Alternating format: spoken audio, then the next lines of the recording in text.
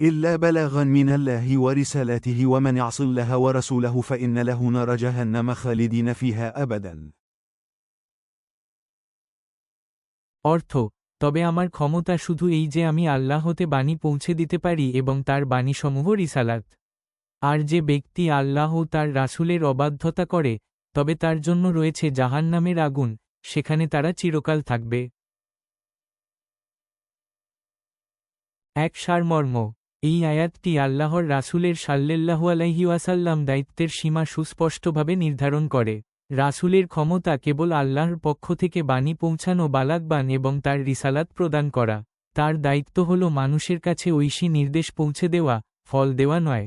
এরপর আয়াতে ঘোষণা করা হয়েছে যে, যারা আল্লাহ ও তার রাসূলের অবাধ্যতা করবে, তাদের জন্য নির্ধারিত রয়েছে ভয়াবহ জাহান্নামের আগুন নারা জাহান্নাম। এই অবাধ্যতার শাস্তি হবে স্থায়ী ও চিরন্তন খালিদিনা ফিহা আবাদা।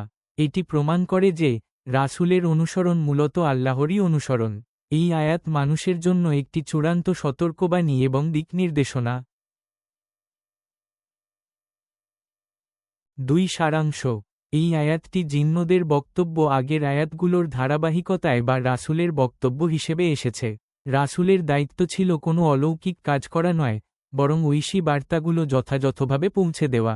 বালাগবান ওয়ারিছালাত, পৌঁছে দেওয়া ও বার্তা বাক্যাংশটি প্রচারকের দায়িত্বের পূর্ণতা নিশ্চিত করে।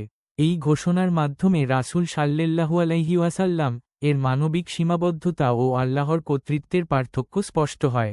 মানুষের কাছে বার্তা পৌঁছে দেওয়ার পর অবাধ্যতার ফল তাদের নিজেদেরই বহন করতে হবে। আল্লাহ ও রাসূলের অবাধ্যতার শাস্তির স্বরূপ হল জাহান্নামে চিরস্থায়ী বসবাস। চিরস্থায়ী শাস্তি নির্দেশ করে যে, এই অবাধ্যতা আল্লাহর কাছে কত গুরুতর অপরাধ। সুতরাং মানুষের উচিত হল অবাধ্যতা ত্যাগ করে বার্তাটি আন্তরিকভাবে গ্রহণ করা।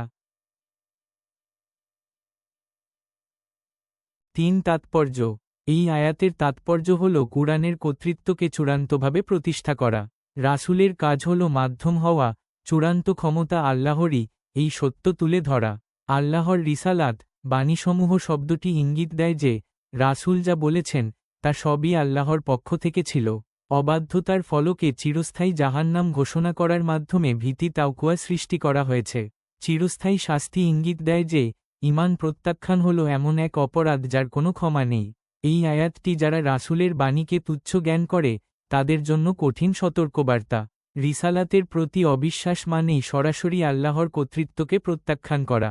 সুতরাং এই বাণী মানুষের ভবিষ্যৎ জীবনের চূড়ান্ত পরিণতি নির্ধারণ করে। ৪ শিক্ষণীয়, বাণী পৌঁছে দেওয়া, ধর্ম প্রচারকদের উচিত কেবল নির্ভুল বার্তাটি পৌঁছে দেওয়া, ফলাফল আল্লাহর হাতে। রাসূলের আনুগত্য, রাসূলের অনুসরণ করা হল আল্লাহর আদেশ পালন করা, অন্য কিছু নয়। অবাধ্যতার ভয়াবহতা, আল্লাহ ও তার রাসূলের আদেশ অমান্য করার গুরুতর পরিণতি সম্পর্কে সচেতন থাকা। চিরস্থায়ী পরকাল, পরকালের শাস্তি যে অনন্ত হতে পারে, সেই বিশ্বাস মনে গেঁথে নেওয়া। কর্তৃত্বের উৎস, মনে রাখা যে, ঐশী বার্তার মূল উৎস স্বয়ং আল্লাহ, রাসূল নন।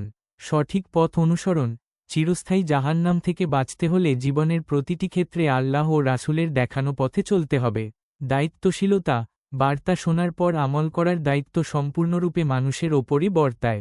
চূড়ান্ত সতর্কবার্তা, এই আয়াতটি মানবজাতিকে সময় থাকতে নিজেদের কর্ম শুধরে নেওয়ার শেষ সুযোগ দেয়।